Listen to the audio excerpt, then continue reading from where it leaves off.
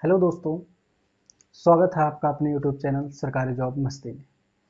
आज हम इस वीडियो के माध्यम से राष्ट्रपति को देखेंगे, यानी कि राष्ट्रपति क्या है, राष्ट्रपति की कार्यशक्तियाँ इसके बाद वाले वीडियो में देखेंगे। लेकिन राष्ट्रपति की जो बेसिक बातें हैं कि राष्ट्रपति का चुनाव कैसे होता है, राष्ट्रपति की पदावधि क्या होती है, राष्ट्रपति का जितने भी अनुच्छेद महत्वपूर्ण अनुच्छेद हैं वो सब इस वीडियो में हम देखेंगे। हमने इसके पहले में एक वीडियो पढ़ा था कार्यपालिका, न्यायपालिका और विधायिका। तो कार्यपालिका में जो पहला चैप्टर था यानी कि पहला टॉपिक था वो राष्ट्रपति था, और राष्ट्रपति से संबंधित जितने भी अनुच्छेद हैं इस अनुच्छेद को भी हमने पहले से पढ़ चुका है महत्वपूर्ण अनुच्छेद करके। तो उन अनुच्छेद में भी राष्ट्रपति के जितने अनुच्छेद थे वो शॉर्ट में हमने पढ़ा था। लेकिन आज राष्ट्रपति के जितने भी प्रश्न हैं एग्जाम की दृष्टि से इम्पोर्टेंट, उनको भी हम कवर कर रहे होंगे इस वीडियो में। तो चलिए देखते हैं राष्ट्रपति में। राष्ट्रपति क्या है, इनकी बेसिक बातें क्या हैं। आपको याद होगा कि हमारी शासन व्यवस्था में दो प्रकार के हैं शासन व्यवस्था होती है। पहला होता है संघ स्तर पर और दूसरा होता है राज्य स्तर पर।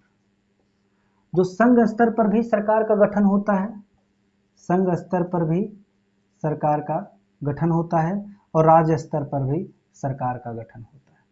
तो जो संघ स्तर पर कार्यपालिका होती है, जो संघ स्तर पर कार्यपालिका होती है, उस कार्यपालिका का जो हेड होता है वो होता है राष्ट्रपति। यानी कि जो कार्यपालिका के हेड होते हैं वो होते हैं राष्ट्रपति। या आप ये भी कह सकते हैं कि भारत का जो प्रथम नागरिक होता है, भारत का प्रथम नागरिक भी कौन होता है, राष्ट्रपति जी ही होते हैं।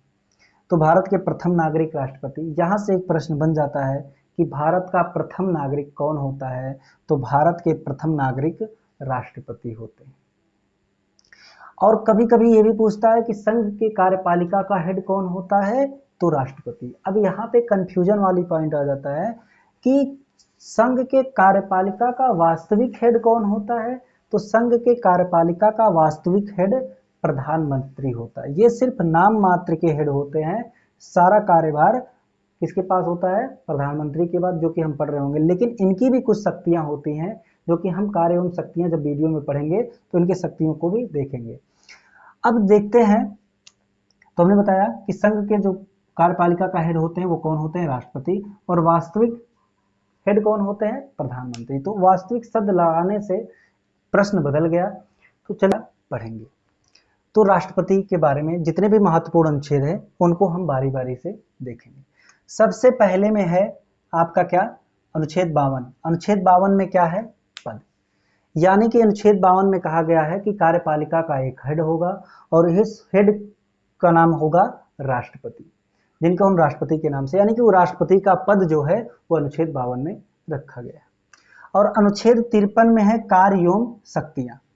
तो कार्य एवं शक्तियां हमने बताया कि अगले वीडियो में यानी कि दूसरे वीडियो में हम पढ़ेंगे कार्य एवं शक्तियां।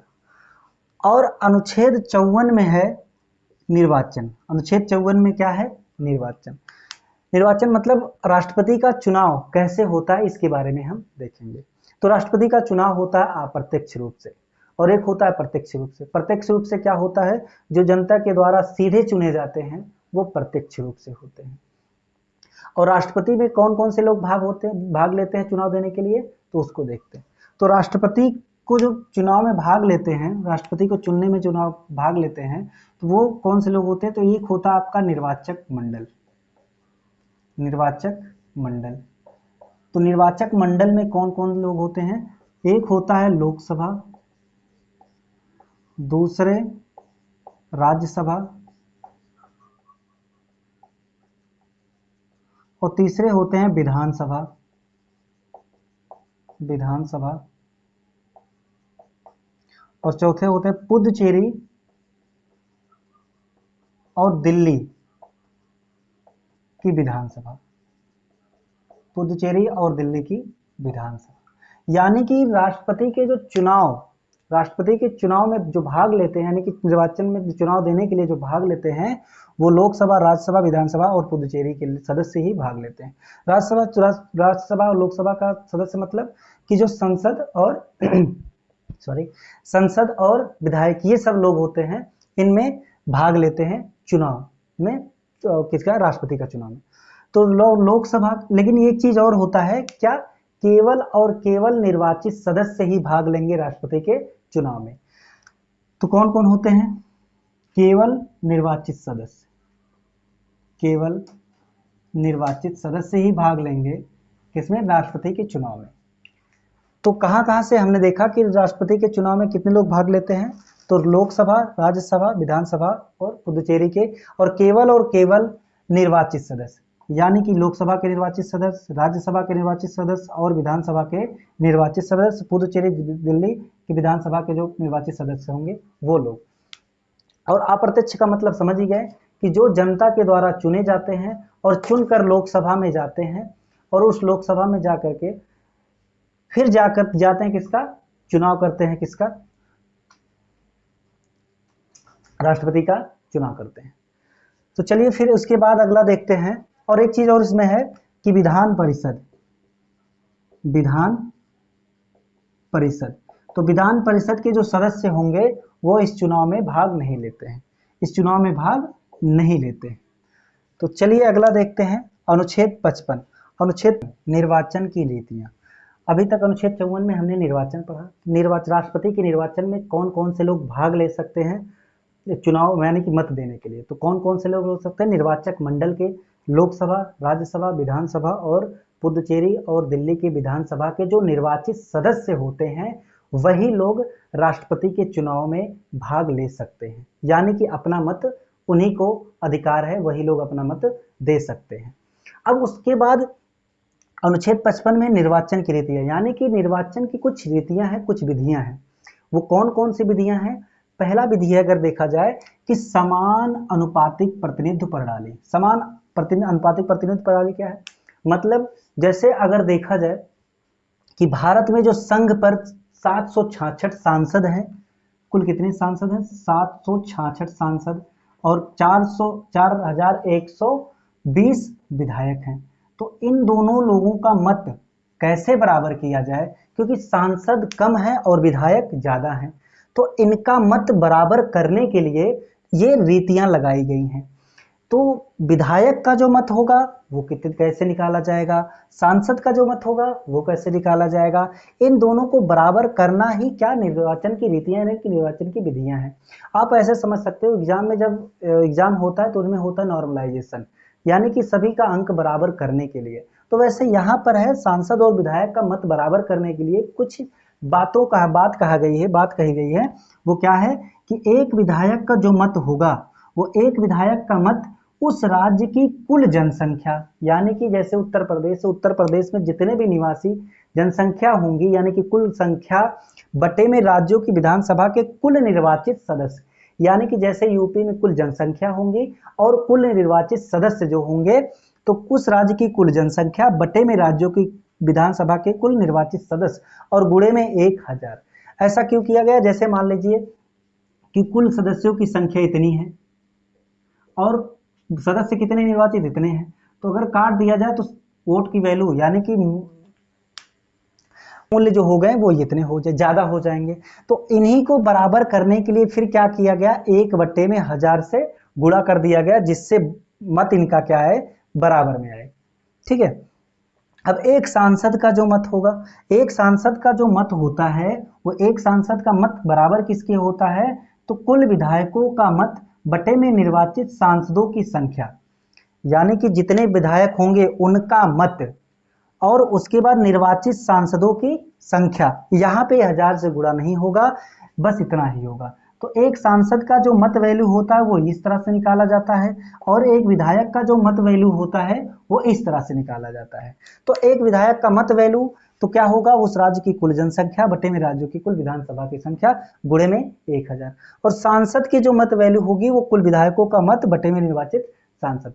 अब इसके बाद जब इस तरह से मत निकल के आएगा तो राष्ट्रपति का चुनाव हो जाएगा। लेकिन इसमें और एक बात होती है, यहाँ पे होता है कोटा, कि कुछ कोटा यह निर्धारित किया गया कि उतना आपको पाना अनिवार्य, अगर इतना नहीं पाते हैं तो आप राष्ट्रपति के रेस में नहीं होंगे। क्या क्या होगा, कुल कोटा जो होता है वो कुल वैध मत बट्टे में 2, यानी कि कुल वैध मत का आधा और प्लस 1 यानी कि एक्स्ट्रा 1, यानी कि लगभग 50% से अधिक, या 1, 51, 52 कुछ भी हो सकता है, अधिक होना चाहिए। अगर इससे अधिक आप मत पाते हैं तो आप राष्ट्रपति बन सकते हैं, अदरवाइज राष्ट्रपति नहीं बन सकते। अगर इस कभी कभी क्या होता है आप लोग जानते होंगे कि जो आम चुनाव होते हैं, जैसे सांसद विधायक इन लोगों का चुनाव होता है, कि जो सबसे ज्यादा मत पा जाते हैं वही लोग जीत जाते हैं। लेकिन राष्ट्रपति में ऐसा नहीं होता है।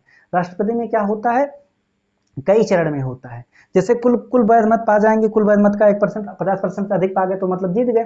लेकिन अगर नहीं भी पाएंगे तो इसमें द्वितीय चरण होता है। द्वितीय चरण भी इसी प्रकार से होता है।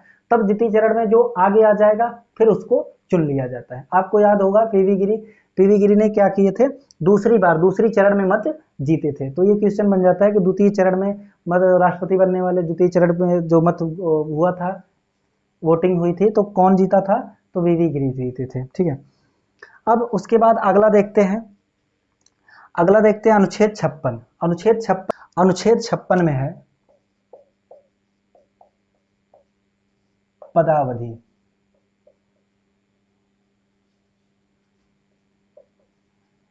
अनुच्छेद 56 में क्या है, पदावधि, यानी कि जो राष्ट्रपति का कार्यकाल होगा, इसके बारे में कहा गया है कि राष्ट्रपति का जो कार्यकाल होगा वो कितना होगा। तो राष्ट्रपति का कार्यकाल कितना होता है, 5 वर्ष होता है।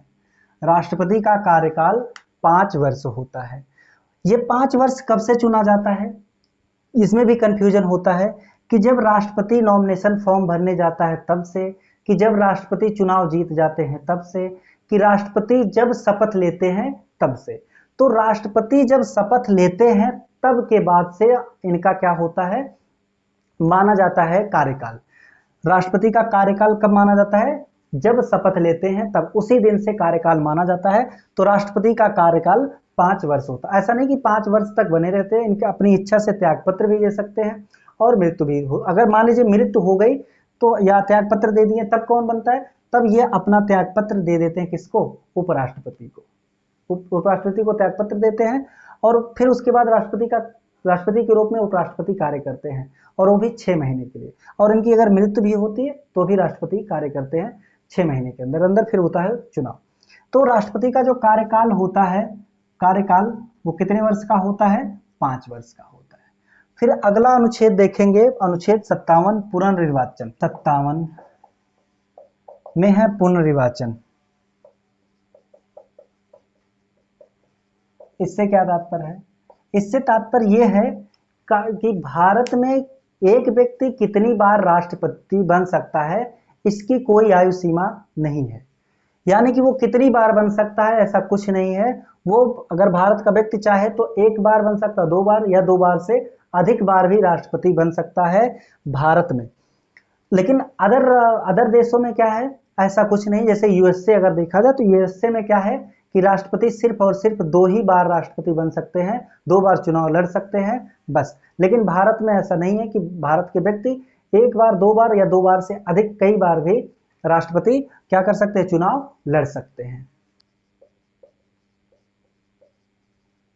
अनुच्छेद 58 में है योग्यता, यानी कि राष्ट्रपति की योग्यता क्या क्या होंगी, राष्ट्रपति की योग्यता क्या क्या होंगी। तो राष्ट्रपति की योग्यता 4 हैं। क्या क्या है, पहला है कि वह भारत का नागरिक हो। जो बनने जाएगा राष्ट्रपति वो क्या होगा, भारत का नागरिक होना चाहिए, नागरिक हो। और दूसरा क्या होना चाहिए कि वो 35 वर्ष की आयु, 35 वर्ष की आयु पूरा कर चुका हो। यहां से भी प्रश्न बन सकता है क्या बनता है कि राष्ट्रपति की न्यूनतम आयु, राष्ट्रपति बनने के लिए न्यूनतम आयु कितनी होनी चाहिए। तो राष्ट्रपति बनने के लिए न्यूनतम आयु 35 वर्ष होनी चाहिए। अधिकतम कोई कटराइज नहीं है, अधिकतम कितनी भी हो सकती है, लेकिन न्यूनतम कितनी होनी चाहिए, न्यूनतम होनी चाहिए 35 वर्ष। लोकसभा सदस्य बनने योग्य हो, लोकसभा सदस्य बनने योग्य हो। फिर चौथा है कि किसी लाभ के पद पर ना हो, किसी लाभ के किसी लाभ के पद पर ना हो। किसी लाभ के पद पर ना होने का मतलब क्या? जैसे प्रधानमंत्री, राष्ट्रपति, ये सब लाभ के पद नहीं है, विधायक लाभ के पद नहीं है, सांसद लाभ के पद नहीं है। लेकिन अगर सरकारी नौकरी है तो वो लाभ के पद पर है। तो राष्ट्रपति अगर बनना होगा तो पहले जो सरकारी उसकी नौकरी होगी, उस सरकारी नौकरी से क्या करना पड़ेगा? इस्तीफा देना पड़ेगा, तब जाकर के वो राष्ट्रपति का चुनाव लड़ सकता है। तो आप लोग सोच रहे होंगे कि योग्यता तो बड़ी आसान है, ऐसे में कोई भी आम इंसान भी क्या कर सकता है? राष्ट्रपति का चुनाव लड़ सकता है। यानी कि भारत का नागरिक हो, 35 वर्ष की आयु पूरा कर चुका हो, लोकसभा सदस्य बनने योग्य हो, किसी लाभ के पद पर ना हो, तो ऐसे में सभी लोग राष्ट्रपति बन सकते हैं। मतलब राष्ट्रपति बनने के लिए नॉमिनेशन फॉर्म 50,000 से अधिक फॉर्म आ जाएंगे। इसके बाद फिर एक और चीज कहा गया है कि जब वो अगला पॉइंट है कि जब वो चुनाव आयोग के पास जाएगा नॉमिनेशन फॉर्म भरने के लिए, चुनाव आयोग के पास जाएगा तो उसके पास 50 प्रस्तावक और 50 अनुमोदक होने चाहिए। वो भी कहां के? निर्वाचक मंडल के। तो निर्वाचक मंडल के 50 अनुमोदक और 50 प्रस्तावक होने चाहिए। तो 50 प्रस्तावक होने चाहिए और 50 अनुमोदक होने चाहिए। अब यहां से क्या हो जाएगा? कंपटीशन टफ हो जाएगा। अब ये आम इंसान, अनुमोदक का और प्रस्तावक और निर्वाचक मंडल अभी बताए गए कि निर्वाचक मंडल क्या होंगे? निर्वाचक मंडल यानी कि सांसद और विधायक, 50 सांसद विधायक और 50 मिला के लगभग 100 लोग। तो ऐसे में क्या होगा? ये तो आम जनता के पास विधायक और सांसद होते नहीं, एक गांव के 10 व्यक्ति नहीं होते, 10 व्यक्ति नहीं होते किसी आम इंसान के पास साथ में रहने के लिए। सोचो 50 विधायक और 50 सांसद कहां से उनके साथ में होंगे? तो यहीं से आम इंसान का पत्ता हो जाता है कट।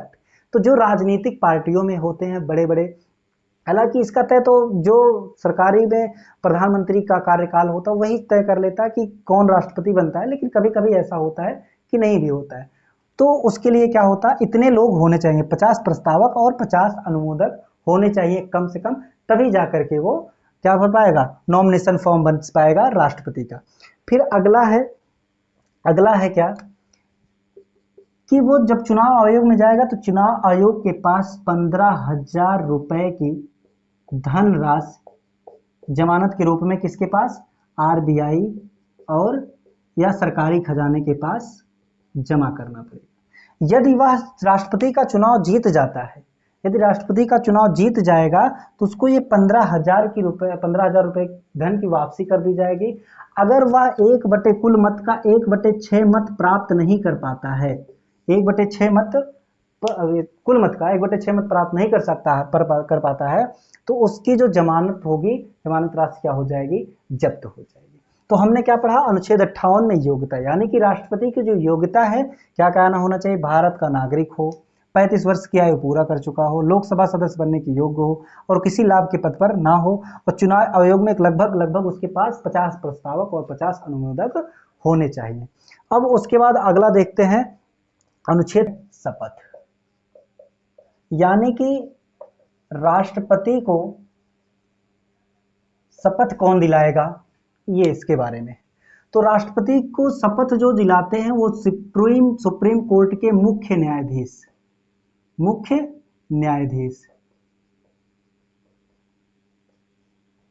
तो सुप्रीम कोर्ट के जो मुख्य न्यायाधीश होते हैं वो राष्ट्रपति को शपथ दिलाते हैं। अगर ऐसे में सुप्रीम कोर्ट के मुख्य न्यायाधीश नहीं है तो सुप्रीम कोर्ट के वरिष्ठ न्यायाधीश क्या करते हैं? राष्ट्रपति को शपथ दिलाते हैं। कौन? तो ऐसे में प्रश्न ये भी पूछ सकता है, क्या पूछ सकता है कि राष्ट्रपति को शपथ कौन दिलाता है?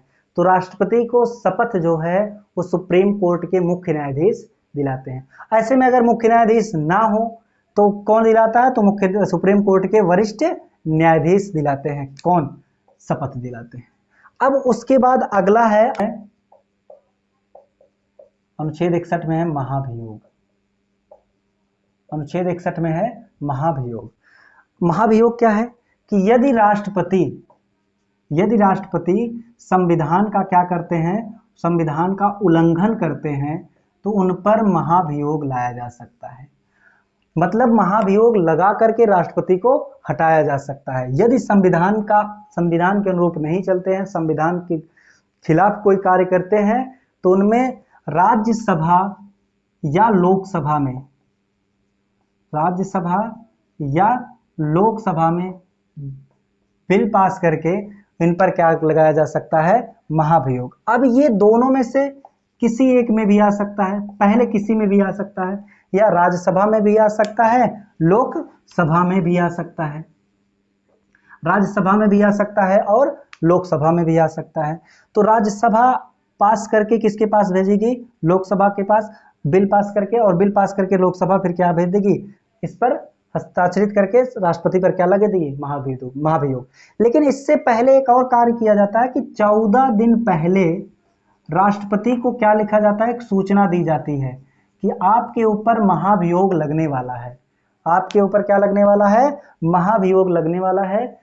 तो ऐसे में राष्ट्रपति क्या कर सकता है, उस सूचना को पा करके अपने राष्ट्रपति के पद से क्या कर सकता है, त्याग दे सकता है।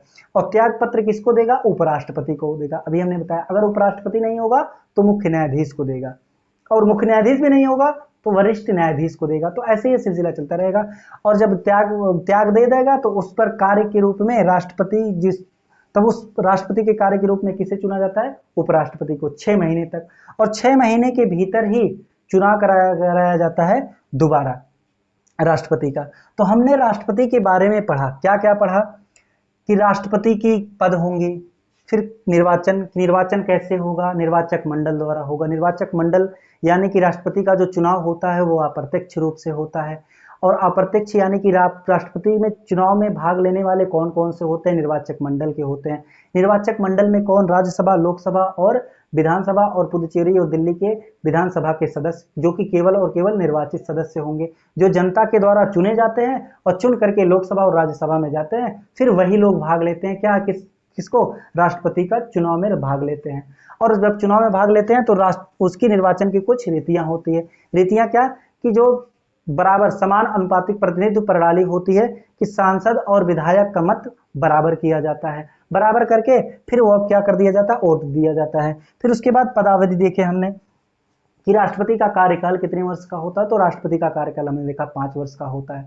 5 वर्ष से कम भी वो अगर मृत्यु हो जाती है, त्यागपत्र देना चाहते हैं तो वो त्यागपत्र उपराष्ट्रपति को दे सकते हैं। अगर मृत्यु हो जाती है तो उपराष्ट्रपति राष्ट्रपति के रूप में कार्य करते हैं। फिर हमने देखा पुनर्निर्वाचन। पुनर्निर्वाचन का मतलब कि भारत में कोई एक व्यक्ति 1 बार या 2 बार से अधिक बार भी राष्ट्रपति का चुनाव लड़ सकता है, लेकिन और देशों में सिर्फ 2 बार का, जैसे यूएसए में है सिर्फ 2 बार के लिए है।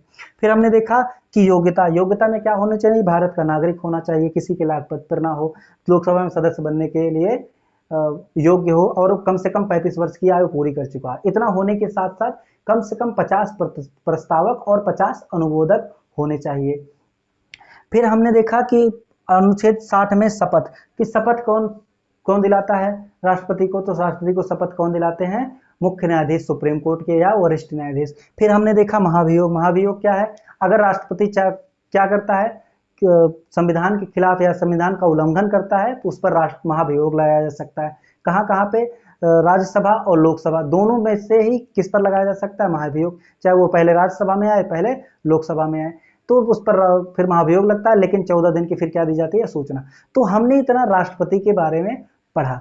अब इसके अगले वीडियो में हम पढ़ेंगे राष्ट्रपति की कार्य एवं शक्तियां, कि राष्ट्रपति के कार्य क्या होते हैं, राष्ट्रपति की शक्तियां क्या होती हैं, हम अगले वीडियो में पढ़ेंगे। अगर ये वीडियो पसंद आई हो, अच्छा लगा हो, तो वीडियो को लाइक करें, शेयर करें और सब्सक्राइब करें।